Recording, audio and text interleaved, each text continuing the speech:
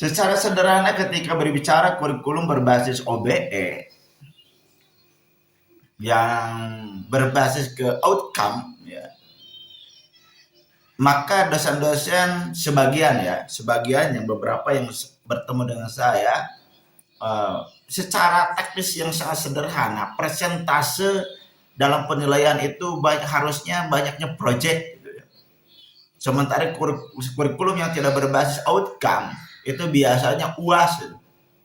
Ya secara sederhana memang bisa dikatakan bahwa kurikulum berbasis OBE itu keren sekali dan harus segera lakukan revisi kurikulum yang belum berbasis outcome.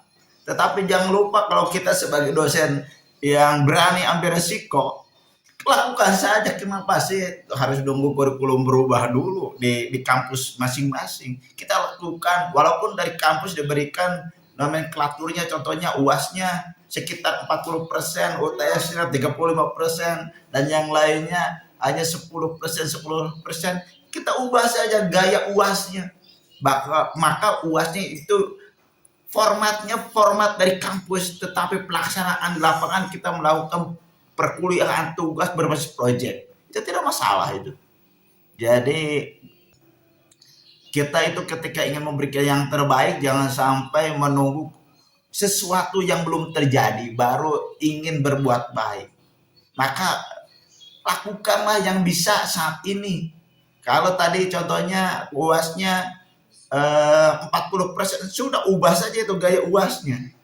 Bahkan ketika saya di salah satu kampus diberikan format UAS-nya harus ada teorinya, harus praktiknya. Pokoknya mah format UAS seperti umum, saya buat saja soalnya. Kenapa enggak? Apa yang nggak bisa itu? Tetapi pelaksanaan UAS menjadi perentetan proyek itu yang bisa dikerjakan oleh mahasiswa. Tentu saja saya bukan dosen yang sempurna ya, tetapi untuk mengatakan bahwa perkuliahan itu harus berbasis proyek, tidak selalu harus menunggu kurikulumnya diubah. Bahkan format-formatnya diubah, RPS-nya diubah, tidak selalu seperti itu. Yang penting dari kepala kita ada inovasi, mahasiswa itu harus bisa apa dari mata kuliah ini, maka lakukan seperti itu. Dan sebaliknya, kalau kita hanya melihat RPS secara normatif, maka bisa jadi nanti mahasiswa hanya dipaksa dijejali dengan materi-materi kuliah tanpa mengindahkan apakah mereka paham atau tidak. Begitu, semangat selalu, berikan yang terbaik untuk mahasiswa tercinta. Gaskan!